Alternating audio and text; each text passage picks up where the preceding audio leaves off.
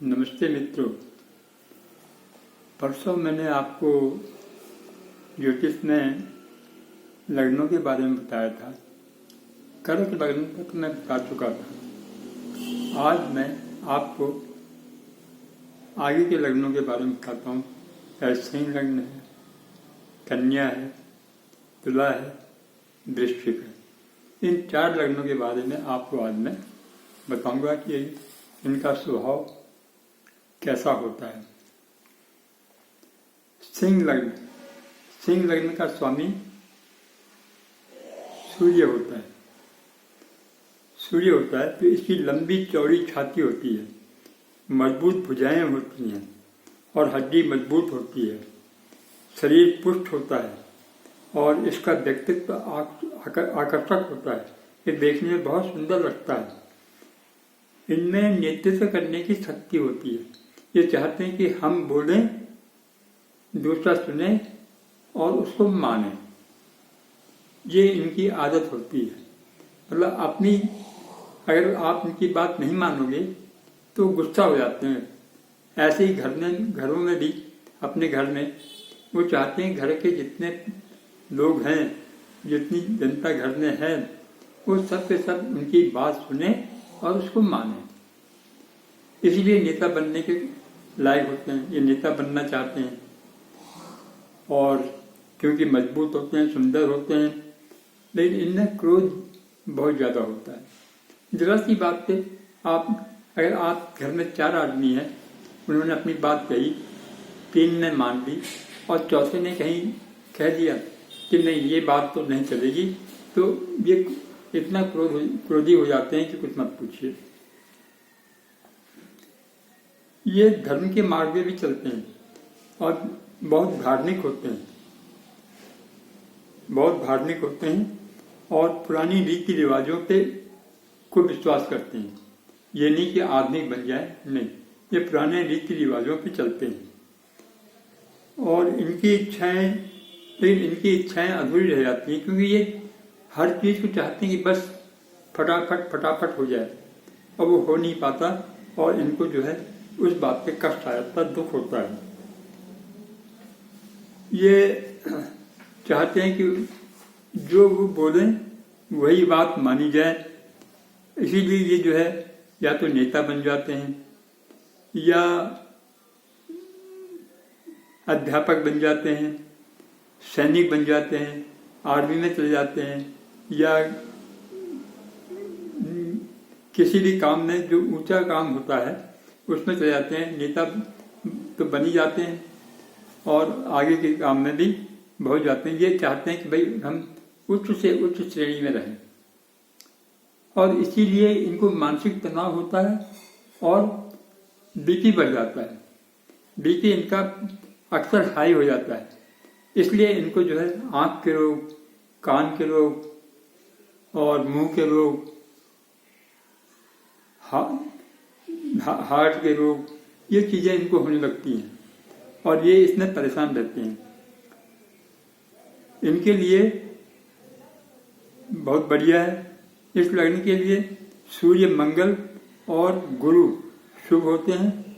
बाकी सारे ग्रह बेकार होते हैं, मतलब कोई फायदा नहीं देते। लेकिन सूर्य और बुध जब एक साथ होते हैं तो बुध आदित्य योग बनता है। चंद्रमा इनके लिए सम है। ये चंद्रमा इनको सबको सम मानता है। तो ये हुआ हमारा सिंह लग्न। अब आइए कन्या लग्न। कन्या लग्न का स्वामी बुध होता है। ये छोटे कद के, कोमल शरीर वाले, प्लस छोटे हाथ वाले होते हैं। इनका स्वभाव स्त्रियों के जैसा होता है। मतलब ये शर्माते बहुत ज़्यादा हैं। अपनी बात कहने में इनको बहुत शर्म आती है। ये लज्जाशील होते हैं और बहुत मीठा बोलते हैं। मतलब जो भी बोलेंगे बहुत धीरे धीरे और मीठा बोलेंगे। आप समझ जाएंगे कि इसमें ये जो है वृश्चिक लग्न का व्यक्ति है। ये विचारशील होते हैं, धैर्यवान होते हैं, बुद्धिमान होते हैं और गणितज्ञ होते हैं। ये गणित में बहुत माहिर होते हैं। तर्क करने में बहुत माहिर होते हैं, तर्क करते हैं। ये साहित्य के प्रेमी होते हैं, इनकी स्मरण शक्ति जो है वो सबसे तेज होती है। वृश्चिक वालों की स्मरण शक्ति सबसे तेज होती है, हालांकि औरों की भी तेज होती है, जैसे मिथुन लग्न है उसकी भी तेज होती है, मगर उससे ज़्यादा तेज इनकी होती है। ये एक चीज़ है, ये जल्दी ही दूसरों के प्रभाव में आ जाते हैं। अगर कोई उनसे ज़्यादा बोलने वाला हो तो उसके प्रभाव में आ जाते हैं, और प्रभाव में आने से इनको नुकसान भी होता है, क्योंकि प्रभाव में आ जाते हैं, इसमें नुकसान हो जाता है। वो धोखा दे देता है, जो इनको अपने प्रभाव में लाता है वो धोखा दे देता है। इसलिए इनको थोड़ा ध्यान रखना चाहिए।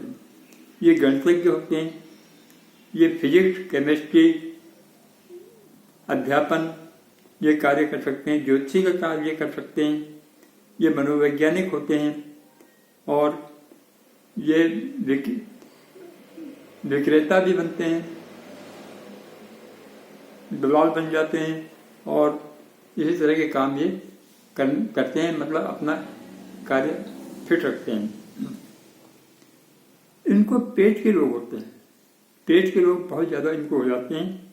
स्नायु रोग होते हैं, वायु रोग होते हैं, जोड़ों में दर्द होता है, पीलिया हो सकता है, मगर ये जो है इनकी संभावना रहती है। लेकिन अगर ये अधिक चिंता न करें, क्योंकि बहुत चिंता करते हैं, अगर ये चिंता न करें तो इनको इन रोगों से छुटकारा मिल सकता है। इनके लिए, कन्या लग्न के लिए शुक्र और बुध शुभ होते हैं, चंद्रमा, मंगल और गुरु अशुभ होते हैं, शनि थोड़ा ठीक सा काम देता है। अब आइए तीसरा लग्न, तुला लग्न। तुला लग्न के लोग जो है दुबले पतले होते हैं, और लंबे भी होते हैं, और आगे जाके थोड़ा मोटे भी हो जाते हैं। ये सुंदर होते हैं, प्रसन्न चित्त रहते हैं, और इनकी दृष्टि बहुत तेज होती है, बुद्धि बहुत तेज होती है। ये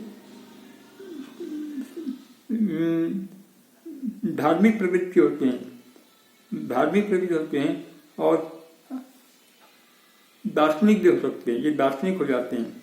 साधु स्वभाव होता है, लोकप्रिय होते हैं, बहुत मीठा बोलते हैं, और हर एक से हंस की बातें करते हैं। ये ज़्यादातर ये लोकप्रिय बहुत हो जाते हैं, क्योंकि ये बहुत मीठे होते हैं, जोक्स वगैरह करते हैं, सब कुछ करते हैं, इसलिए ये काफ़ी आदर्शवादी भी होते हैं और समर्थ रहते हैं, हर काम में समर्थ रहते हैं। ये विक्रय का काम और व्यापार आदि का काम भी करते हैं, लेकिन इनका काम जो है कभी पूरा नहीं होता, क्योंकि ये क्या एक काम को छोड़ कर दूसरी काम को जब ढीलेपन से जो आराम से काम करना है, तो ज़्यादा उन्नति ये नहीं कर पाते हैं। फिर भी ये धार्मिक कामों में, कहीं धर्म का काम चल रहा हो, कुछ चल रहा हो, तो वहाँ दिल खोल के दान देते हैं। ये कभी उसमें पीछे नहीं हटते। ये अपने बातों से दूसरों को अपने जाल में फंसाते हैं, और जो विक्रय का काम करते हैं, जो व्यापार करते हैं, उस व्यापार में अपने साथ उनको मिला लेते हैं, या वो बार बार उनके पास ही आना पसंद करता है। इनके जनरली गुर्दे की, मूत्र नली की, बवासीर वगैरह जो है, क्योंकि ये ज़्यादातर बैठे ही रहते हैं, ज़्यादा हिलते नहीं हैं, और इनकी संभावना रहती है। इनके लिए शुक्र, बुध और शनि शुभ हैं, और सूर्य, मंगल और गुरु इनके लिए अशुभ होते हैं। चंद्रमा और शुक्र मिश्रित फल देते हैं। इसमें चंद्रमा उनके साथ भी रहता है, तो चंद्रमा अच्छे ग्रहों के साथ भी रहता है, क्योंकि वो सबके लिए सम है। तो सम होने की वजह से वो मिश्रित फल देता है, थोड़ा अच्छा थोड़ा खराब। ऐसे ही शुक्र भी जो है थोड़ा अच्छा थोड़ा खराब फल देता है, और इस तरह से इनका जीवन बहुत अच्छा चलता है, क्योंकि इस राशि का स्वामी शुक्र ही होता है, इसलिए अच्छा फल देने की कोशिश करता ही करता है।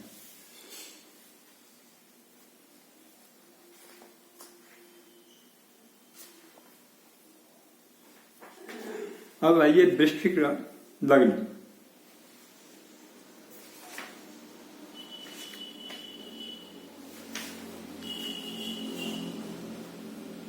वृश्चिक लग्न के व्यक्ति बहुत सुंदर होते हैं, परिश्रमी होते हैं, आत्मविश्वासी होते हैं, स्नेहचारी होते हैं, आतंकवादी भी हो सकते हैं, नीतिज्ञ भी हो सकते हैं और गूढ़ विद्याओं में मास्टर होते हैं। गूढ़ विद्या बृहद ज्योतिष वगैरह हुआ या कोई मंत्र जाप वगैरह हुआ, कुछ हुआ, इन चीजों में भी वो माहिर होते हैं। इनकी हड्डियां मजबूत होती हैं, आंखें बड़ी होती हैं और कद थोड़ा सा लंबा होता है। माथा इनका चौड़ा होता है और बाल घुंघराले होते हैं।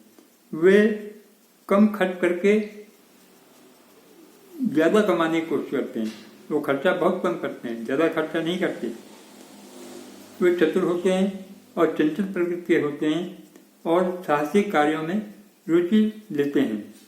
अच्छे पत्रकार होते हैं, प्रतियोगिताओं में भाग लेने का इच्छुक होते हैं, मेहनत करने में सक्षम होते हैं और ऐश्वर्य की वस्तु में मतलब घर में अच्छे से सामान, अच्छे बिस्तरे, अच्छे हर चीज डेकोरेशन सब ज़्यादा पसंद करते हैं। ये पुलिस में, फौज में, राजनीति में, इंजीनियरिंग में या खनिज विशेषज्ञ, डॉक्टर आदि बन सकते हैं। यदि ये न बन पाए तो कुछ और भी बन जाते हैं, मतलब ठग बन जाते हैं। अगर ये बन गए तो ठीक है, इनमें नंबर आ गया तो ठीक है, नहीं आया तो ठगीगिरी करना शुरू कर देते हैं। इसलिए ये बहुत चतुर होते हैं और चतुराई से चाहे इधर से चाहे इधर से कहीं से भी पैसा आना चाहिए बस। इनको छाती, कंठ और गर्मी के रोग बहुत लगते हैं। वायु संबंधी रोग इनको लगते हैं, बवासीर होता है और बाकी इनके लिए गुरु और चंद्रमा शुभ होते हैं और शुक्र, शनि ये अशुभ होते हैं। सूर्य और चंद्रमा भी अच्छे फल देते हैं अगर अच्छी ग्रह में बैठे हों, नहीं तो वो फल प्रॉपर्ली नहीं देते। आज एक बात मैं और कहना चाहता हूँ, कई लोग मुझे YouTube पे ही दिखते हैं कि वो कौन सा नग पहने। मैं आपको ये बताना चाहता हूँ कि नग पहनना इतना ये नहीं होता। दूसरा, जब तक हमें ये न मालूम हो कि वो नग किस चीज़ के लिए पहनना चाहता है, तब तक उनको बताया नहीं जा सकता कि किस चीज़ का नग पहन रहे। दूसरा, इस चीज़ को आप YouTube पे मत डालिए। अगर आपका कोई सवाल है, कुछ सवाल है, date of birth, time of birth, place of birth, ये मुझे दीजिए और साथ में ये बताइए कि आपको किस नग क्यों चाहिए। जनरली नग जो है अगर पहना जाता है तो लग्न का पहना जाता है, या लग्न का न हो तो फिर पंचम भाव का पहना जाता है या नवम भाव का पहना जाता है या उस ग्रह का पहना जाता है जो बिल्कुल बेकार हो। अब इनकी कुंडली में वृश्चिक लग्न है और उसका स्वामी मंगल 3rd हाउस में बैठा हुआ है, उच्च का है। साथ में सूर्य है तो कंबस्ट हो गया, साथ में केतु है और प्रभाव में आ गया। इस तरह से अब वो किस चीज के लिए है, ये जब तक हमें पता ना हो तब तक हम कुछ भी नहीं बता सकते कि कौन सा नग पहनना है। उसके लिए आप मेरा फ़ोन नंबर नोट कीजिए, मुझसे बात कीजिए, या लिखना है तो पूरी चीज़ लिखोगे किस चीज़ के लिए आप नग चाहेंगे, क्योंकि कई बार नग पहनने से नुकसान भी होता है और मैं ये नहीं चाहता कि किसी का नुकसान हो। इसलिए मेरा नंबर है 989 अगेन 989407, यानी कि 9899894007। इस नंबर पे आप व्हाट्सएप पे मेरे को मैसेज कीजिए, अपना जो भी आपका है भेजिए, तो उसके बाद मैं कुछ बता सकता हूँ कि आपको कौन सा पहनना है। मुझे कई बार लोग कहते हैं कि हमें क्या कहते हैं संतान नहीं हो रही है, कोई कहता है हमें हमारे व्यापार पर नुकसान हो रहा है, कोई कहता है हमें ये लोग हो रहे हैं। तो उनके लिए अलग अलग घर हैं, उन अलग अलग घरों से देख के देखना पड़ेगा कि कौन सा नग इनके लिए सूट करेगा। तो मेरी आप सबसे यही प्रार्थना है, आज के लिए इतना बहुत है। मैं चाहता हूँ कि आप इसको लाइक करें, पसंद करें, शेयर करें, और कल फिर मैं इसके आगे के धनु, मकर, कुंभ और मीन राशियों का बताऊंगा। इसको बताने के बाद हम आगे बढ़ेंगे कि अगर लग्नेश पहले भाव में है तो क्या फल देगा, दूसरे भाव में है तो क्या फल देगा, तीसरे भाव में है तो क्या फल देगा, चौथे भाव में है क्या फल देगा। इस तरह अलग अलग भावों का पहले लग्न का चलेगा, फिर उसके बाद ग्रहों का चलेगा। इस तरह से आपके कंप्लीट हो जाता है ज्योतिष का। फिर उसके बाद आप कुंडली बना सकते हैं। मैं आपसे एक बात और कहना चाहता था, आप जहाँ रहते हैं वहाँ कहीं कोई मंदिर होगा, उस मंदिर में पुजारी होगा, पुजारी के पास पंचांग होगा। कभी उसका पंचांग वहीं पे देखिए मंदिर में ही, और उससे पूछिए कि भैया आप जब कुंडली बनाते हो तो लग्न कहाँ से देखते हो। वो आपको बता देगा कि ये लग्न लिखे हुए हैं। कभी आप उससे पूछो ग्रह कैसे लिखें, ग्रह कैसे करेंगे, तो वो भी डेट वाइज ग्रह दिए रहते हैं कि कितने बजे से कितने बजे तक कौन सा ग्रह है, कितने बजे से कितने बजे तक कौन सा ग्रह है, ये सारी चीज़ इसमें होती है। तो इस तरह से आप बिना लहरी के पंचांग के इन पंचांगों से भी काम कर सकते हैं। कभी देखने का कष्ट कीजिए और फिर मुझे खबर कीजिए। धन्यवाद।